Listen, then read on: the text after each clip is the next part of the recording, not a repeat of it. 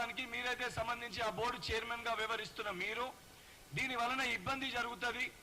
ఏదైతే సంబంధించిన స్టూడెంట్స్ కి వేకెన్సీస్ 1:1 పిలిస్తే నెక్స్ట్ ఉన్న వాళ్ళకి ఉద్యోగాలు రాదు అని చెప్పి మీరు భావించింటే అప్పుడే మీరు ఈ జియోఎస్ నెంబర్ 81లో మార్పులు చేర్పులు తీసుకొని వస్తే 2023లో ఏదైతే మళ్ళీ ఈ బోర్డుకి సంబంధించి 2023 బీఆర్ఎస్ పార్టీ ఇచ్చిన గురుకుల నోటిఫికేషన్ రెండోసారి ఇచ్చిన గురుకుల నోటిఫికేషన్ లో కూడా సేమ్ అదే రూల్ పొజిషన్ ఇక్కడ కూడా మెన్షన్ చేయడం జరిగింది. Vacancy rule position same rule position ఇక్కడ కూడా మెన్షన్ చేశారు.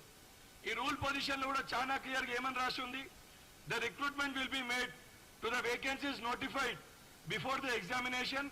There shall be no waiting list as per GOs number 81 General Administration Department dated on 22/2/97. If the additional vacancies are reported by the government, an addendum to be the effect will be issued.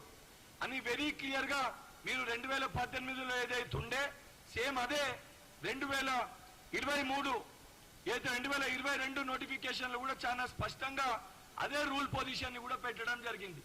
దీన్ని base చేసుకొని 2018లో ఎప్పుడైతే మీరు chairman గా ఉండే నిజంగా ఈ వాస్తవ పరిస్థితులు సరే మీ లెక్క నేను పెద్దగా చదువుకోకపోయినా సార్ నేను ఒక డాక్టర్ని, కాకపోతే మీరు రిక్రూట్మెంట్ బోర్డుకి సంబంధించి మీకు పూర్తి అవగాహన ఉంది కాబట్టి దూరదృష్టితోటి మీరు ఆలోచిస్తా ప్రతి సమస్య పైన పదే పదే మీరు మాట్లాడతారు కాబట్టి 2018లో నిజంగా దూరదృష్టితోటి మీరు ఆలోచించింటే ఆ రోజు ఈ వాస్తవాలు ఆ రోజున్న బీఆర్ఎస్ ప్రభుత్వానికి మీరు వివరించింటే జిఓఎస్ నెంబర్ 81లో మార్పులు చేర్పులు తీసుకొని వచ్చింటే 2022లో సేమ్ అదే రూల్ పొజిషన్ వచ్చేదా?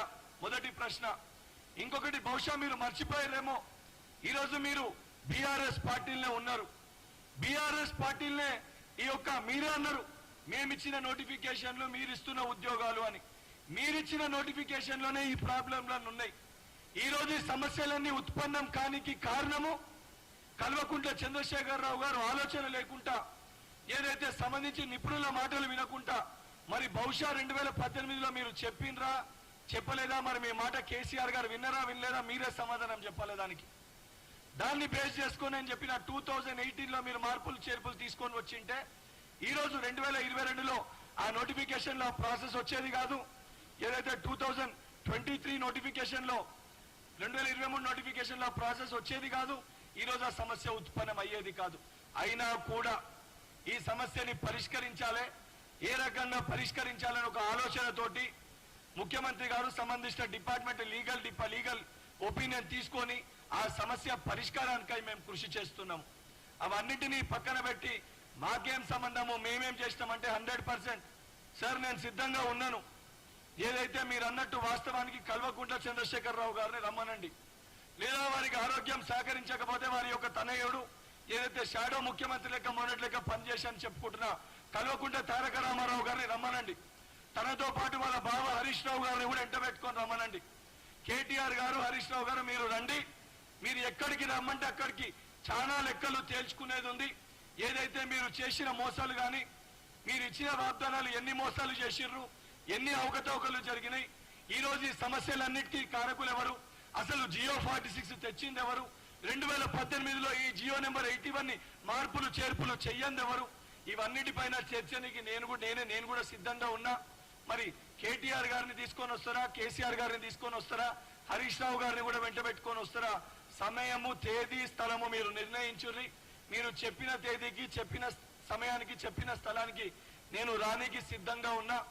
ఏదైతే మీ అంతా ఎక్కువ చదువుకోకపోయినా ఏదైతే సంబంధించి బీఆర్ఎస్ పార్టీలో ఆ లీకేజ్ సమయంలో అదృష్టవశాత్తము నా చదువంతా కూడా నా ఇంటర్మీడియట్ కానీ నా స్కూలింగ్ అంతా కూడా కాంగ్రెస్ హయాంలో జరిగింది కాబట్టి ఏ అవకతవకలు జరగకుండా ఎక్కడ లీకేజ్ జరగకుండా కంప్లీట్ చిత్తశుద్ధితోటి నా చదువు నేను పూర్తి చేసుకొని నేను డాక్టర్ వృత్తిగా ఏదైతే కొద్దిగా ఆలస్యమైనా కూడా నా మెడిసిన్ ని కంప్లీట్ చేసుకొని ఈ రోజు నేను తెలంగాణ మెడికల్ కౌన్సిల్ గా కూడా ఒక ఎన్రోల్డ్ డాక్టర్ గా ఉన్నా. నాకున్న చదువుతోటి నాకున్న జ్ఞానంతో నాకున్న ఎవిడెన్సెస్ నేను బయటికి తీసుకొని వచ్చి పెట్టినా ఎక్కడన్నా నా తరఫున తప్పులు జరిగితే నేను అంగీకరించి సిద్ధంగా ఉన్నా తప్ప 80,000 పుస్తకాలు చదివినా 90,000 పుస్తకాలు చదివినా నాకంటే పెద్ద జ్ఞాని ఈ భూమి పైన లేడని చెప్పని కేసీ గారి యొక్క వ్యవహారం లెక్క నా వ్యవహారం ఉండదు సార్, నాకు చాలా స్పష్టత ఉంది. మరి నిజంగా మీకు స్పష్టత ఉంటే కేసీఆర్ గారిని బయటికి వచ్చి ఈ వాస్తవాలు చెప్పమని చెప్పండి. ఆయన మాకు పాఠాలు చెప్పిన గురువులు, నిజాయితీగా నీతితోటి నేను పుట్టింది నా రాజకీయ అరంగేట్రం ఎన్ఎస్ఐ రాష్ట్ర అధ్యక్షుని లెక్కనే ఉన్నా. నేను గత 11 సంవత్సరాలకెళ్ళి కాంగ్రెస్ పార్టీల్లో ఉన్నా. ఏదైతే నా గురువులు నేర్పారు, ఒక సిద్ధాంతాల పరంగా ఏ పార్టీలో అయితే ఉంటామో, దేంట్లో ఉంటామో ఆఖరి శ్వాస వరకు దాంట్లోనే ఉండాలని చెప్పి నాకు నేర్పారు. నేను సంవత్సరానికి 3 పార్టీలు, ఏదైతే 3 వ్యక్తుల దగ్గరికి పోయే ఒక వ్యక్తిత్వం నాది కాదు. వాస్తవానికి నిజంగా మీకు చిత్తశుద్ధి ఉంటే బీఆర్ఎస్ పార్టీని గతంలో మీరు తిట్టిన మాటలు, బీఎస్పీ పార్టీలో మీరు ఉన్నప్పుడు గడీల గురించి మాట్లాడిన మాటలు, అవన్నిటినీ గుర్తు చేసుకొని అన్ని విషయాలపైన ఆ కుటుంబం, కల్వకుంట్ల కుటుంబంకి ఒకరిని, తన్నీరు హరీష్ రావు గారిని వెంట పెట్టుకొని వస్తే మీరు ఎక్కడంటే అక్కడ బహిరంగ చర్చకి నేను సిద్ధంగా ఉన్నాను. ఇప్పుడు దీన్ని ఉద్దేశించి